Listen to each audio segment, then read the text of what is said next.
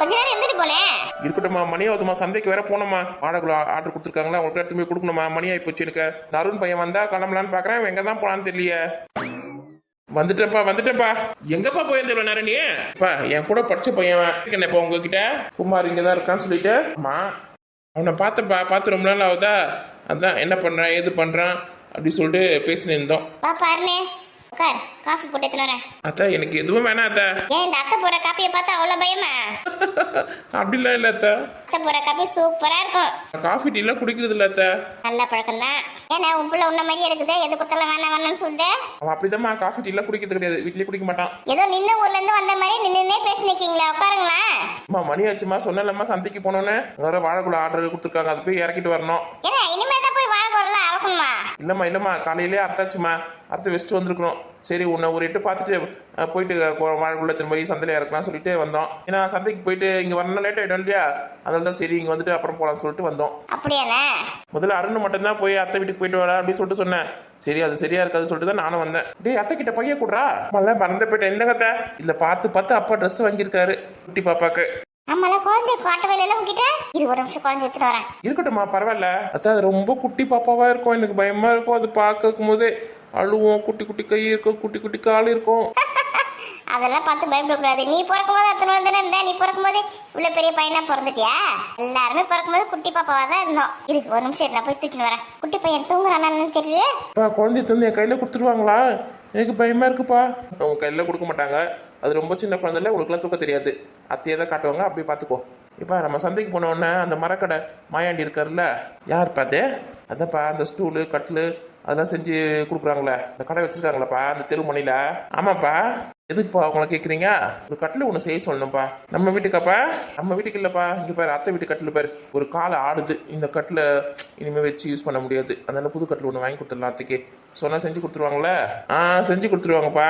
நல்ல மரமாக வாங்கி கொடுக்கணும், கேக்கில் வாங்கி கொடுத்தா இன்னும் நல்லாயிருக்கும். அப்பா சின்ன அத்தைக்கு மட்டும் கட்டில் செஞ்சு தர சொல்ல போடுறீங்களா?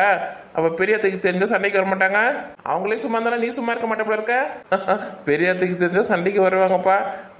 கட்டில் செய்யறதா இருந்தால் 2 பேருக்குமே செஞ்சு கொடுத்துருங்க.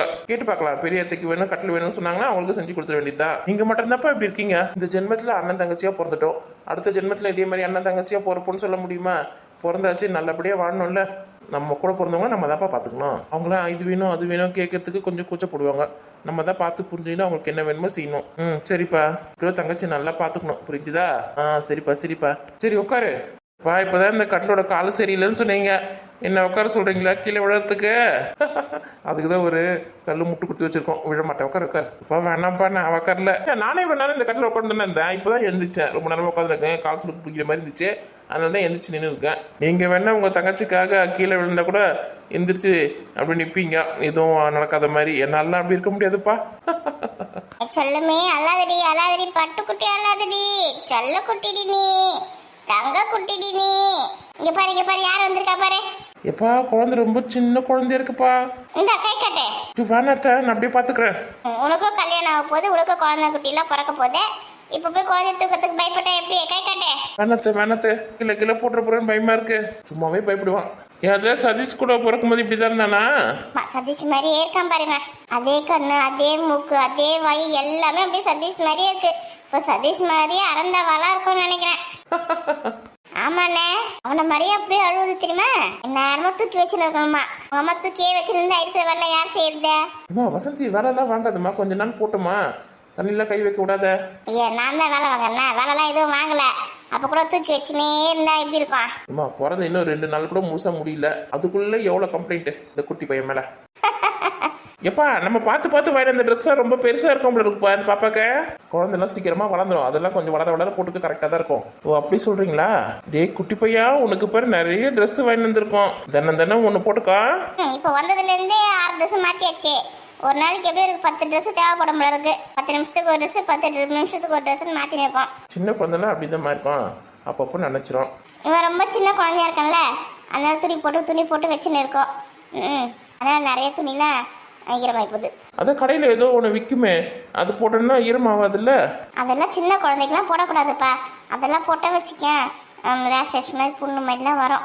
எதுக்கு நாங்கள் துணியே மாற்றிக்கிறோம். ஆமாம் அதெல்லாம் ரொம்ப போடாதீங்க. அதெல்லாம் எங்கன்னா வெளியில் போகிற மாதிரி இருந்தால் ஹாஸ்பிட்டலுக்கு தடுப்பூசி போட போகும்போது தான் போட்டுட்டு போகணும். அப்பெல்லாம் துணியெல்லாம் ஈரமாயிடும் சொல்லிட்டு. இப்போ வீட்டில் தானே இருக்கோம், அதெல்லாம் போடக்கூடாது. அப்படியா? ஜோ அதுக்குள்ள அழ ஆரம்பிச்சிருவேன். வீடு எங்கள் அம்மாட்ட நோட்டு வரோம் இல்லப்பா, இருந்தேன் இது வந்துடுறேன்.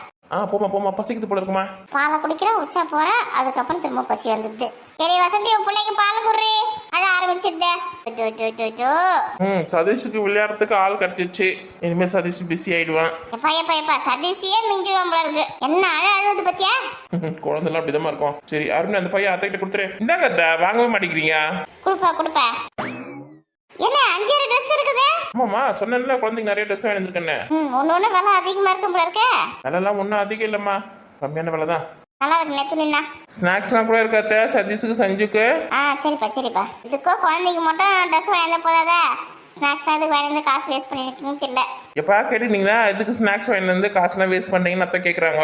அதுக்கு தான் சொன்னேன், அத்தைக்கு ஸ்நாக்ஸ்லாம் பிடிக்காது, வாங்க வேணாம்னு சொல்லிட்டு. நான் எப்போ சொன்னேன் ஸ்நாக்ஸ்லாம் பிடிக்காதுன்னு? இப்போ தானே சொன்னீங்க வீண் செலவுலாம் எதுக்குன்னு சொல்லிட்டு. அண்ணே சும்மா சொன்னா அப்படியே பிடிச்சிங்கன்னா பாருண்ணே. அவன் சும்மா விளையாடுறாம்மா உங்ககிட்ட. சரிம்மா நாங்கள் கிளம்புறோம்மா, மணி ஆகுதுமா. சரி வீட்டுக்கு வந்தா ஒரு வாய் சாப்பிட கூட மாட்டுறீங்க. உங்கள் வீட்டுக்கு வந்தால் மட்டும் 3 வேளை சாப்பாடு சாப்பிடணும். என்ன உங்கள் வீட்டில் நைட் தங்கணும், அதெல்லாம் பார்த்துட்டு கித்துட்டு அப்புறமா தான் வீட்டிலேருந்து அனுப்பிச்சி விடுவீங்க. நீங்கள் மட்டும் எங்கள் வீட்டுக்கு வந்தீங்கன்னா பச்சை தண்ணி கூட குடிக்க மாட்டீங்க. இருக்கட்டும் நாங்களும் உங்கள் வீட்டுக்கு வந்தோன்னா அதே மாதிரி தான் நடந்துப்போம், பார்த்துக்குங்களேன். அம்மா கோயில் திருவிழாக்கு எப்படிமா? பார்க்கறேன், முடிஞ்சா வரேன். குழந்தைக்கு பேர் வச்ச பிறகுதான் வரணும். அதுக்குள்ள திருவிழா முடிஞ்சிடும் போல இருக்க. சரிம்மா எப்படின்னு பாருமா. அப்புறம் கட்டிலுக்கு வந்து சொல்றேம்மா, கடையில் முனியாண்டி கடை இருக்குல்ல சந்தையில், அந்த கடையில் சொல்கிறேன் நான். நல்லா மரம் வாங்கி கொடுத்தோன்னா நல்ல கட்டில் செஞ்சு கொடுப்பான். யாருக்குண்ணே கட்டில? உங்கள் வீட்டுக்கு தாம்மா. எதுக்குண்ணே? இந்த கட்டில் காலை உடஞ்சி போச்சு, இதில் எப்படிமா உட்காருவீங்க எழுந்திருப்பீங்க? பசங்க வர இருக்குது, கீழே விழுந்துச்சுன்னா என்ன பண்ணுறது? அதனால ஒரு தேக்கு கட்டில் செஞ்சு தரேன், வச்சுக்கோ. நீ கல்யாணத்துக்கு வாங்கி கொடுத்த கட்டில இருக்குதுண்ணே உள்ள, அதில் வசந்தி அதில் தான் பத்துனுக்கு. இது சும்மா எங்கள் மாமியார் வீட்டு கட்டில, அது பரம்பரை சொத்துன்னு சொல்லிட்டு எங்கள் மாமியார் பத்திரமா வச்சிருக்காங்க. நீ புது கட்டில வாங்கி கொடுத்தா கூட போறதுக்கு இடம் கிடையாது. கட்டில ஒண்ணு வேணாம். என்னடா அதிசயம், எங்க ராதிகா வேணாம்னு சொல்லுது? ஆமா, நீ ஃப்ரிட்ஜ் வாஷிங் மிஷின் ஏசில வாங்கி தரேன்னு சொன்னல, அது மட்டும் வாங்கி கொடு. ஐயோ அதுக்குள்ள வேணாம், காசை கொடுத்துரு. நான் அப்புறமா பொறுமையா வீடுகளில் கட்டிட்டு வாங்கிக்கிறேன். சரிம்மா இருக்கிற கட்டில எங்க போறதுக்கு இடம் இல்லாம சுத்தின்னு இருக்குது. நீ வேற புது கட்டில் வாங்கி கொடுத்துட்டுனா அதை நான் எங்க தூக்கி போடுவேன்.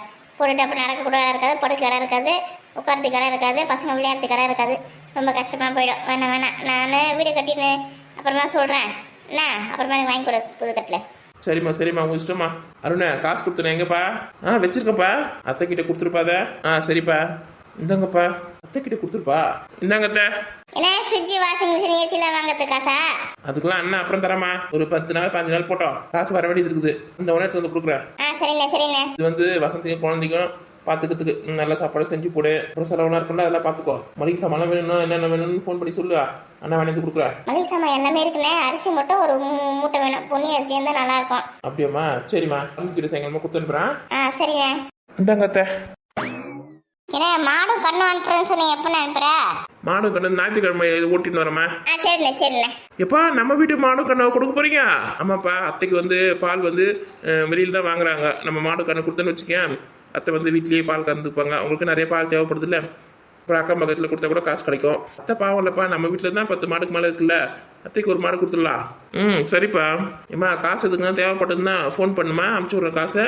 சரிண்ணே. அரிசி மூட்டை ஒன்று கொடுத்து விடுனே. நீங்கள் மறந்தாலும் மறக்கலாம், அப்பா மறக்க மாட்டாரு. போன உடனே முதல்ல அரிசி மூட்டையை கொடுத்து எடுத்துன்னு போயிட்டு அத்தை வீட்டில் கொடுத்துருவா அப்படின்னு சொல்லி அனுப்பிச்சி விட்டுருவாரு. நீங்கள் ஒரு மூட்டை தான் கேட்டீங்க, அப்பா 2 மூட்டையை அரிசி கொடுப்பாரு. அப்படி தானேப்பா? ஆமாம். எங்க அண்ணன் தான். சரிப்பா, பெரிய அத்தை வீட்டுக்கு போலியா என்னம்மா?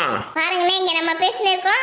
அருண் பத்தியா பெரிய அத்தை வீட்டுக்கு போலியான்னு கேட்குறான். பாசம்லாம் உனக்கு அங்கதான், இங்க சும்மா வேண்டாம் வெறுப்பா வந்திருக்கான். அச்சோ அப்படி இல்லை அத்தை, எப்படியும் அங்கே போயிட்டா எப்படியும் நீங்களே சொல்லிவிடுவீங்க, இந்த மாதிரி அண்ணன் வந்தார், அருண் வந்தான் அப்படி சொல்லிட்டு.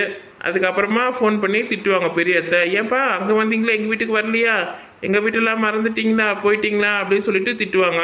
அதனால தான் ஒரு எட்டு அத்தை வீட்டுக்கு போயிட்டு போகலான்னு சொல்லிட்டு சொல்கிறேன். போகலாம்ப்பா. அருண் சொல்கிறதும் வாஸ்தவம் தான். அப்புறம் ஃபோன் பண்ணி திட்டோம், சின்ன தங்கச்சி வீட்டுக்கு மட்டும் வந்தியா போனியான்னு சொல்லிட்டு. எப்பயுமே நீ கோமதி வீட்டுக்கு மட்டும் தானே வருவேன், எங்கள் வீட்டுக்கு வரவே மாட்டேன். நான் தான் உன்னை அங்கே வந்து பார்ப்பேன். இன்னைக்கு தான் அதிசயமாக இங்கே வந்திருக்கேன், அதுவும் வசந்தியோட குழந்தைய பார்க்கறதுக்காக வந்திருக்கேன். என்ன வருவியா? சரி போகும்போது ஒரு கோமதி பார்த்துட்டு போ, ஏன்னா என்கிட்ட தான் சண்டை போடும். இங்கே வந்த அண்ணன் அங்கே வரல, உன்னால தான் அப்படி இப்படின்னு திட்டம். என்ன சரிம்மா பார்த்துட்டு போறோம்மா, காசு எடுத்து பத்திரமா வையுமா. வைக்கிறேன்னே. என்னப்பா கிளம்பிட்டீங்களா? ஆமாங்க அத்தை, மணி ஆச்சு, சந்தைக்கு போயிட்டு வாழைக்குளம்லாம் கொஞ்சம் இறக்க வேண்டியது இருக்குது. அப்படியே கோமதி வீட்டுக்கு போயிட்டு கிளம்புறோம் அத்தை. இப்ப ஒரு வாய் சாப்பிட்டு போக கூடாது. காரக்குழம்பு முருங்கக்காய் கத்திரிக்காய் போட்டு தங்கச்சி வச்சிருக்கல, ஒரு வாய் சாப்பிட்டு போக கூடாது. என் தங்கச்சி செஞ்சுதா அப்படின்னா வேணாம்னு சொல்றேனே. அப்படி சொல்லமா? இப்ப நீ இதை நல்லா சமைக்க கத்துக்கணும் போல இருக்க. அம்மா நான் இப்ப நல்லா சமைக்கிறேன். இருக்கட்டும், இன்னொரு நாளைக்கு வந்து சாப்பிட்றோம், கொஞ்சம் வேலை இருக்கு. சரிப்பா பார்த்து பத்திரமா போயிட்டு வாங்க. என்ன தம்பி எப்படி இருக்க? நல்லா இருக்க பாட்டி, நீங்க நல்லா இருக்கீங்களா? இன்னைக்கு என்னப்பா நான் நல்லா இருக்கேன். அத்தை அண்ணன் காசு கொடுத்துருக்காரு. எதுக்குப்பா காசுலாம்? இதெல்லாம் நல்லது பொழுது வாங்கி போடுங்க அத்தை. வசந்திக்கு ஏதோ என்னால முடிஞ்சது ஒரு 10,000 கொடுத்துருக்கேன். இதுக்கு காசு தேவைப்படுச்சுன்னா கேளுங்க, ஒரு போனை போடுங்க, நான் கொடுத்து அனுப்புறேன். என் பிள்ளைக்கு தெரிஞ்சா திட்டுவான்ப்பா, எதுக்கு காசுலாம் வாங்கன்னு சொல்லிட்டு. ஆமாண்ணே அவர் வேற வந்தா திட்டுவாரு. எதுக்குமா மாப்பிள்ளை திட்ட போறாரு என்கிட்ட காசு வாங்கினதுக்கா? ஆமாண்ணே உங்ககிட்ட ஏசி ஃப்ரிட்ஜ் வாஷிங் மிஷின்லாம் கேட்ட பத்தியா, அதையும் உங்ககிட்ட இருந்து வாங்கக்கூடாதுன்னு அவர் திட்டின்னு இருந்தாரு. இன்னும் இந்த காசு வேற வாங்கிட்டேன்னு தெரிஞ்சுன்னு வச்சுக்கேன், என்கிட்ட சண்டை போடுவாருண்ணே. ஏமா மாப்பிள்ளை சண்டைலாம் போட மாட்டாரு, அவர்கிட்ட நான் பேசிக்கிறேன். சரி மாப்பிள்ளை வந்து நான் வந்துட்டு போனேன்னு சொல்லினேன். நான் சொன்னதுமே இதை கேட்பாரு. உங்க அண்ணன் கிட்ட காசு கேட்டியா, உங்க அண்ணன் காசு கொடுத்தாரா, உங்க அண்ணன் கிட்ட அது வேணும் இது வேணும் கேட்டியா, நான் எதுவுமே கேட்க கூடாதுன்னு சொல்லியிருக்கேன் அப்படின்னு சொல்லுவாரு. ஏமா என் தங்கச்சிக்கு செய்யாம நான் வேற யாருக்குமா செய்ய போறேன்? மாப்பிள்ளைய அப்படி சொல்றாரு. அவர் மட்டும் அவங்க தங்கச்சிக்கு எல்லாமே செய்வாரா, கடனை உடனே வாங்கி கூட. ஆனா நீ வந்து எனக்கு எதுவுமே செஞ்சிடக்கூடாதான். நான் நல்ல சட்டமா இருக்குல்ல இது. என் பிள்ளை வந்து யாரையும் கஷ்டப்படுத்தக்கூடாதுன்னு நினைக்கிறேன். அப்படியே நம்ம வீட்டுல இருக்கவங்க மட்டும் அவர் கஷ்டப்படுத்தலாம். சரி விடுமா. எப்பா போன் மேல போன் அடிச்சுருக்காங்க, வாழைக்குள்ள வேணுமா, மணி ஆயிடுச்சு சொல்லிட்டு போன் பண்ணினே இருக்காங்க. அப்படியாப்பா, இப்ப நேரம் சொல்லக்கூடாது. சரிம்மா நான் கிளம்புறேம்மா. சரி நான் பார்த்து பத்திரமா போயிட்டு வாங்க. அப்படியே அக்கா ஒரு எட்டு பார்த்துட்டுப்பா. பாத்துட்டு போறேம்மா. சரிங்க அத்தை, நான் வரேன் அத்தை. குழந்தைக்கு பேர் வைக்கும் போது சொல்றப்பா, வாங்கப்பா. அம்மாவை பொண்டாட்டியா குழந்தை எல்லாத்தையும் கொடுங்க. சரிங்க அத்தை. எங்க அம்மா ஒரு எட்டு வந்து பார்த்ததா பத்தியா, வீட்டை விட்டு வெளியில வரவே வராது. அம்மா வந்து பாக்குறேன்னு தான் சொல்லியிருக்காங்க. ராதிகா வருவாங்க. பாக்குறேன் சொல்லிருந்தா, எப்போ வருதா? மாடு கூட்டின்னு வரேன்ல ஞாயிற்றுக்கிழமை, அப்ப அம்மாவும் கூட்டின்னு வரேன். அம்மாவுக்கும் குழந்தை பார்க்க ரொம்ப ஆசைதான். அப்படியா? கூட்டின்னு வா. வந்தா ஒரு 2 நாள் 3 நாள் தங்கிட்டு போற மாதிரி அம்மா கூட்டின்னு வா. புரியுதா? வந்து உடனே இட்டுன்னு போயிடாத கையோட. நான் இருக்கதா சொல்றேன், அவங்க தான் வீட்டுக்கு போகணும்னு வராங்க. ஆமா, மருமகளை விட்டுட்டு இருக்கவே முடியாது எங்க அம்மாவால. என்ன மாதிரி போல இருக்கு. பொண்ணுங்க கூட முக்கியம் கிடையாது, மருமக இருந்தா போதும். மருமக தூக்கி தள்ள வச்சு நானும் வரும்போது 2 நாள் 3 நாள் தங்கிட்டு போற மாதிரியே வசனாங்க அப்படி சொல்லுனே. சரிம்மா சொல்றேம்மா.